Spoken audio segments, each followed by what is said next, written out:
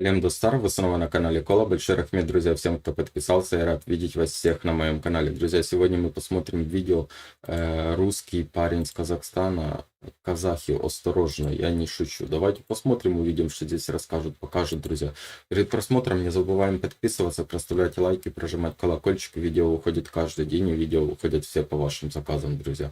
Смотрим. Ребят, короче, накипело пиздец. Общаюсь второй день уже с Казахстаном. У них куча сепаратистов. У них проталкивают русский мир. В общем, Россия на сегодняшний день воюет не только с Украиной. Она пытается захватить многие страны. Жалко, что эти страны не все еще отдупляют, что происходит. Объясняю. Сперва в вашу страну запихивают куча русскоязычных. Пропихивают свою русскую пропаганду. А потом все вот эти люди, которые прут за Россию, начинают кричать: мы за Россию и мы здесь. И потом танками приезжают с техникой в вашу страну, отжимают у вас вашу суверенную территорию, где живут вот эти вот ублюдки, которые кричат: мы за Россию, и говорят: здесь наши русские, это наша земля. Поэтому, если в вашей стране, в Казахстане, в Грузии, есть сосед или какой-то ублюдок, который сейчас кричит, что он за Путину, за Россию, умоляю, любыми способами, за шкирку и в Россию. Иначе за ним приедут танки, его будут освобождать. Поэтому помогите человеку спастись раньше, чем его приедут спасать. Бярине Салим, всем привет. Я из города Уральск. И очень долгое время хочу записать уже, да, вот с момента наплыва сюда, скажем так, огромного количества орков, которые мы не рады видеть на своей территории. Почему? Потому что, ну, это наша земля, да, мы, соответственно, как бы решаем, кому мы хотим видеть, кого нет. Это во-первых. Во-вторых, вот эти помогаторы, да, которые там капсулы для стиральной машинки, я не только даже про капсулу, там и даже тряпки просят, вы представляете? Я была в этой группе, я наблюдала несколько дней, а потом написала: а вы им жопу тоже будете потирать, если они попросят? У вас вообще уважение к себе есть, гордость есть у вас к себе или нет? Вы неужели не видите разницу между помощью и между адекватным каким-то мышлением?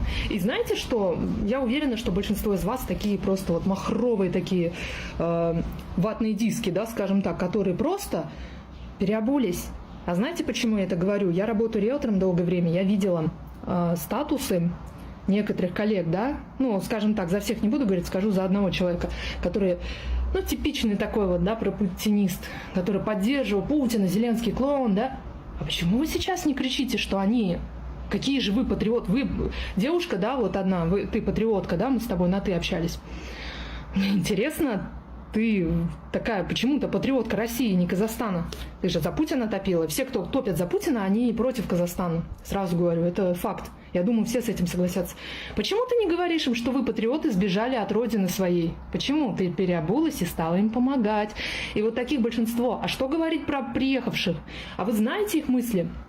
Почему я еще ждала? Я вот прям знала, что будут такие видео, где они будут кричать: я против НАТО, я там, ну, драки всякие пьяные, попойки устраивать, на шею садиться. А все почему? Потому что вы им это разрешили, это вы виноваты.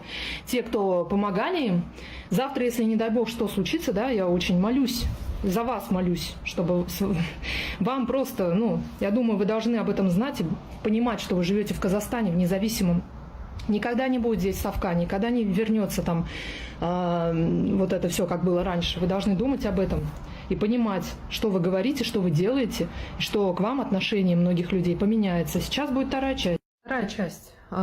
Многие говорят там: вот, сюда приехала там интеллигенция, да, сюда приехали там вот эти богатые, такие все с деньгами, бля, ну, меня просто бомбит уже от этих слов.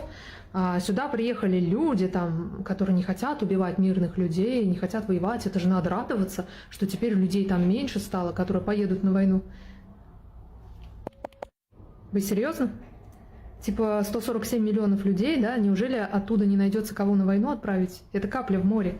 И те люди, которые сейчас бросили своих, они бросили тех, кто на фронт уехал, да? Так уж им даже кричали там вслед.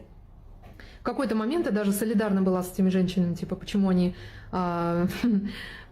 смотали оттуда, как подлые крысы. А других они бросили, получается, которые вышли на площадь и начали отстаивать свои права. То есть я этих россиян уважаю, потому что они попытались хотя бы, а вы оставили. Вы же должны понимать, что тюрем и оружия на всех не хватит, что уже давно бы все это закончилось, а вы этого не поняли. Вы не хотите этого понимать, потому что вы находите оправдания, отговорки, потому что это ваша вот... вата в голове вам мешает? Потому что мне вот двое сказали, что мы не уехали там в Европу, потому что там много украинцев. А что? А что такое? Вы в себе не уверены?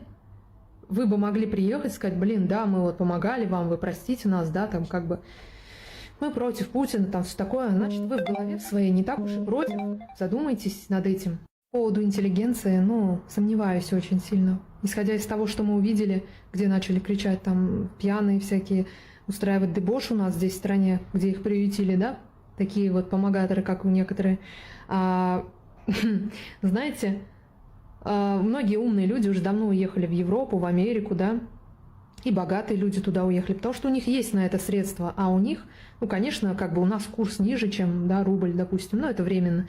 И они приехали сюда, потому что им выгодно. Потому что им выгодно. И как я в комментариях отвечала одной девушке, да, почему же они вот против войны и не помогали украинцам? Вот многие, я просто спрашивала у многих, да, в комментариях, и у четверых, которые видела, точнее, у двоих из них, они не помогали.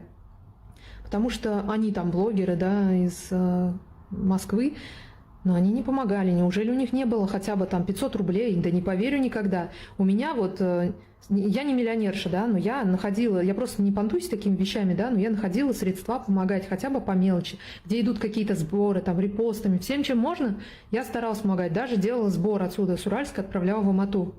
Свои личные вещи, которых у меня даже сейчас мало осталось, да. Кто хочет, он найдет возможность, а вы своим даже не помогаете. Сейчас множество людей без работы, без квартиры. Задумайтесь над этим, почему вы против своих. Друзья, полностью согласен, что с девушкой согласен, что с парнем согласен. Ну, начинают, друзья, добротой начинают пользоваться. И я этого ожидал. И я тоже ждал, когда начнут кричать, я не хочу видеть здесь НАТО, в Казахстане. Ну, ты уже русский, приезжаешь, начинаешь свои какие-то правила диктовать, начинаешь. И много кто пишет, что не все русские вот такие. Но не видел я еще нормального русского. Вот не видел я еще нормального русского. Видел один раз в видеочат рулетки, который просил даже извинения, друзья. Вот он просил извинения, он говорил, что нам этот позор не отмыть веками не отмыть. Я просто был удивлен. Ну, серьезно, он с России? Оказалось, да, с России, друзья.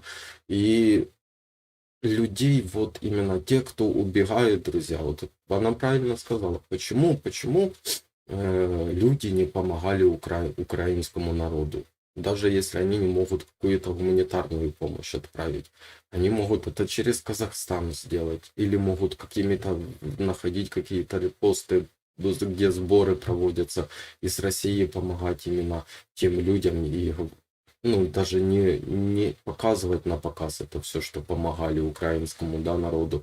Но ты хоть будешь понимать, что у тебя совесть, да, чуть-чуть чиста, потому что ты не поддерживаешь это.